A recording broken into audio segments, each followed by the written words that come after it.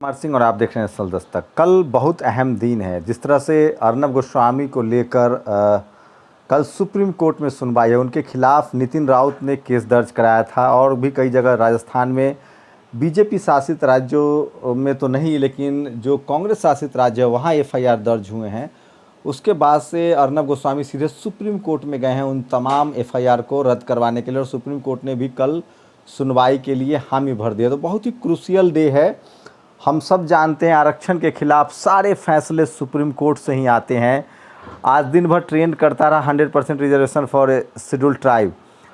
तेलंगाना और आंध्र प्रदेश के राज्य में जो एक गवर्नर का आदेश था कि 100% नौकरियां वहां जो है आदिवासी इलाकों में आदिवासियों को मिलेगी, इसको लेकर सुप्रीम कोर्ट ने याचिका दायर रद्द कर दी है और जुर्माना भी लगाया। सोचिए कि जब भी एससी, एसटी, ओबीसी और माइनॉरिटी के किसी भी तरह के अधिकार की बात होती है तो कोर्ट उसको रद्द कर देता है, जबकि उस पैनल में डाइवर्सिटी नहीं होती। अरुण मिश्रा की बेंच है, जज है और वो है। तो सुनिए कि किस तरह से लेजिटिमेसी बना रहे, इसलिए सुप्रीम कोर्ट के से फैसले दिलाए जा रहे हैं।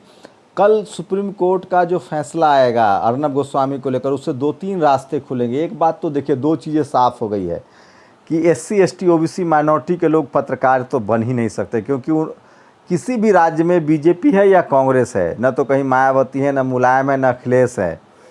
तो हम जैसे लोगों के लिए तो बिल्कुल कोई राज्य सुरक्षित नहीं है, हमको तो मरना ही मरना है। लेकिन जो कांग्रेस समर्थक है उनके लिए कांग्रेस सुरक्षित है, जो बीजेपी समर्थक है उनके लिए बीजेपी राज्य सुरक्षित है।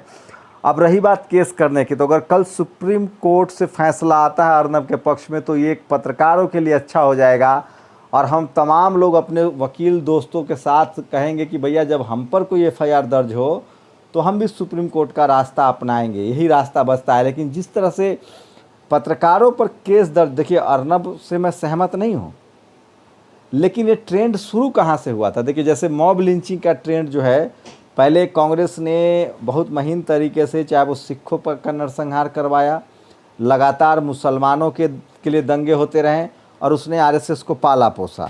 अब वही आरएसएस नासूर बन गई है।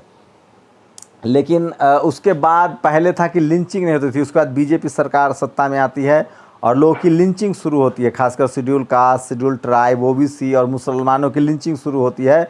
और जो लिंचर्स होते हैं वो धर्म के नाम पर लिंच करते हैं और उनको जाके मंत्री माला पहनाते हैं और किसी को सज़ा नहीं होती, यहाँ तक कि नौकरियाँ तक दी जाती है और वो आइडल हो जाते हैं।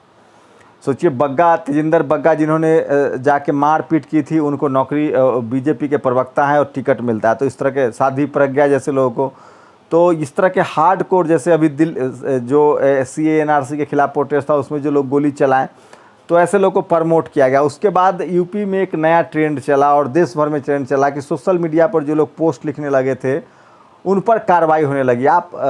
जबकि वो राजनीतिक पोस्ट हुआ करता था। तो अब तो ये हो जाएगा कि आप किसी के विरोध में कोई बात कहिए। मैं अर्नब गोस्वामी का समर्थन नहीं कर रहा हूँ, लेकिन मैं फिर कह रहा हूँ कि जो डेमोक्रेटिक तरीका है उसमें रह के आप आलोचना कर सकते हैं। आज अर्नब गोस्वामी पर केस दर्ज हुआ, अब तो कोई किसी के खिलाफ एफआईआर करा देगा।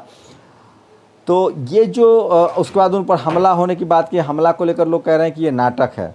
आपको मेरी बातें थोड़ी अजीब लग रही हो, लेकिन जो मैं बात कह रहा हूँ तो सुनिए। देखिए, जो कभी आपके दुश्मन के लिए भी आपके गलत होगा और आप उसके पक्ष में खड़े नहीं होंगे तो कल वो गलती आपके साथ भी होगी। जैसे जो लिंचिंग के समर्थक थे, देखिए जो धर्म के नाम पर लिंचिंग हो रही थी, लोग उसका समर्थन कर रहे थे, अब साधुओं का लिंचिंग हो गया। तो उसी तरह से मैं कह रहा हूँ, पत्रकारों पर जो एफआईआर का ट्रेंड चला है, चाहे वो सोशल मीडिया पर लोग गिरफ्तार हो रहे थे, हाँ उनको भाषा का संयम हो, जानकारी अच्छी हो, गलत र्यूमर ना हो, जातिवाद न फैलाएं, सांप्रदायिक दंगा न फैलाएं, ये बहुत ज़रूरी, उन पर कार्रवाई होनी चाहिए। लेकिन आप किसी पत्रकार पर अगर कार्रवाई करने लगेंगे सवाल पूछने पर, तो वो बड़ा मुश्किल हो जाएगा।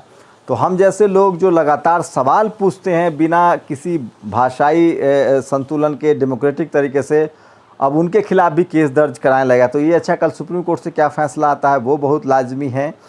और अगर सुप्रीम कोर्ट से अर्नब के पक्ष में फ़ैसला नहीं आता है तो फिर बीजेपी शासित राज्यों में उन तमाम लोगों के खिलाफ एफआईआर दर्ज होने शुरू होंगे जो बीजेपी से इत्तेफाक नहीं रखते हैं, और तब मुश्किल और बढ़ेगी। और उसके बाद आप सुप्रीम कोर्ट भी नहीं जा सकते हैं। तो कल का बहुत क्रूशियल डे है। अगर सुप्रीम कोर्ट अर्नब के फैसला में देता है तो वो पत्रकारिता के लिहाज से भी अच्छा है। और आज प्रेस काउंसिल ऑफ इंडिया ने एक लेटर जारी किया। उसने कहा है कि पत्रकारों पर हमला ठीक नहीं है, चाहे वो भले गलत पत्रकारिता करते हो, बैड जर्नलिज्म करते हो। इस बात से भी मैं सहमत हूँ, किसी पर भी हिंसा ठीक नहीं। आप हमसे सहमत हो सकते हैं, असहमत हो सकते हैं, डेमोक्रेटिक तरीके से अपनी बात कीजिए, एफआईआर भी दर्ज कराइए, हम कम से कम लीगल सिस्टम में भी तो जाएंगे। लेकिन लिंच सही नहीं है, भीड़ बन के हमला करना सही नहीं है। कानून अपने हाथ में मत लीजिए, लीगल तरीके से इस बैटल को आगे बढ़ाइए। तो मैं तमाम बहुजनों से कहना चाहता हूं कि अपने अपने वकील दुरुस्त रखिए, जो आपकी हाई कोर्ट, सुप्रीम कोर्ट या लोअर कोर्ट में पैरवी कर सके। तो कल का बड़ा क्रूशियल डे है। अर्नब गोस्वामी के फैसले के साथ बहुत सारी चीज़ें साथ में आएंगी। और आज 100% रिजर्वेशन ट्रेंड कर रहा था, तो अर्नब गोस्वामी के लिए भी कल शानदार दिन है। लेकिन एक बात तो साफ है कि इस देश की जनता को पार्टियों में बांट दिया गया। जैसे इस देश की जनता जातियों में बटी हुई है, जैसे इस देश की जनता मजहब में बटी हुई है, अब इस देश की जनता को पार्टियों में बांट दिया गया। पहले जब सरकारें गलती करती थी तो सब लोग विरोध करते थे, जब सरकार अच्छा करती थी तो सब लोग वाहवाही करते थे। जब से बीजेपी की सरकार आई है, उसने अपने समर्थकों को अंधभक्त बना दिया है। वो सही करे गलत करे उसके साथ हैं, वही विरोधियों में भी अंधभक्त हैं, जिनको लगता है कि सरकार कुछ अच्छा भी करेगी तो उसका विरोध होता है। लेकिन फ़िलहाल ऐसे लोग की संख्या कम है जो सही को सही और गलत को गलत कहते हैं। तो ये देश जाति में बटा हुआ था, ये देश धर्मों में बटा हुआ था, और अब ये देश अब पार्टियों में बट गया है। मुझे लगता है कि बाबा साहब की लाइन याद आती है कि मैं पहले भारतीय हूँ, मैं आखिरी में भारतीय हूँ। तो जो संविधान लागू हुआ था, हम जो एक मजबूत भारत की तरफ बढ़ रहे थे, उसको ठेस पहुँच रहा है। लेकिन अब देखना पड़ेगा कि मीडिया की भूमिका बहुत ख़राब है, जुडिशरी की भूमिका बहुत ख़राब है। अब सब कुछ कॉन्स्टिट्यूशन जो संविधान है आपका, उस पर टिक गया है। अगर संविधान रहा, इम्प्लीमेंट हुआ, तो फिर से ये देश मजबूत बन सकता है। और कोरोना के दौरान में बहुत सारी चीज़ आपको समझ में आ जाएंगी। तो फिर मैं कह रहा हूँ कि हम सब तभी सुरक्षित हैं, हम सब कह रहा हूँ, हम सब, चाहे वो किसी जाति के हों, किसी मज़हब के हों या किसी पार्टी के हों, आप तभी तक सुरक्षित हैं जब तक संविधान सुरक्षित है, तभी तक ये देश सुरक्षित है। नहीं तो फिर आपकी गली में हमें मार देंगे, हमारी गली में आपको मार दिया जाएगा, हमारे राज्य में आपका केस होगा, आपके राज्य में हमारा केस होगा, बीजेपी में कांग्रेस पर केस, कांग्रेस पर बीजेपी में केस, और SC ST OBC माइनॉरिटी का तो कहीं कोई जगह नहीं मिलेगा। तो इसलिए संविधान के दायरे में रहकर हमें अपनी बात करनी होगी, और संविधान बचाना हमारी प्राथमिकता है, क्योंकि संविधान ही इस देश के हर नागरिक को एक दूसरे से जोड़ता है और इस देश को मजबूत बनाता है। तो असली जो राष्ट्रवाद है वो संविधान है।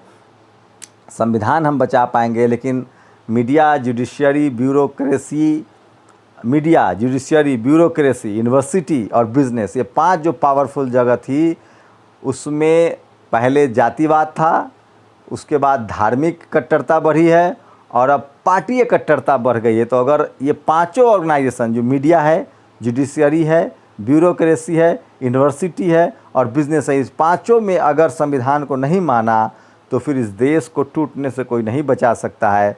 जब संविधान ही नहीं रहेगा तो हम जातियों में, मजहबों में और अब तो पार्टियों में बटे हुए देश के तौर पे जाने जाएंगे, नागरिक के तौर पे जाने जाएंगे। इसलिए मैं कहता हूँ, be the people of India, हम भारत के नागरिक, हम भारत के लोग, पहले भारतीय हैं और आखिरी में भारतीय, और तभी इस देश और ये संविधान अधिकार देता है। और अगर इस देश को मजबूत करना है, इस देश को तरक्की पर ले जाना है, तो हमें be the people of India, हमें संविधान को मानना पड़ेगा। नहीं तो हम पार्टियों, पहले जातियों में बटे थे, मजहबों में बटे थे, और अब पार्टियों में बटते दिख रहे हैं। आपकी क्या प्रतिक्रिया, अपनी प्रतिक्रिया आप जरूर दीजिए। अर्नब गोस्वामी पर कल क्या फैसला आता है, ये सबसे क्रूशियल होगा।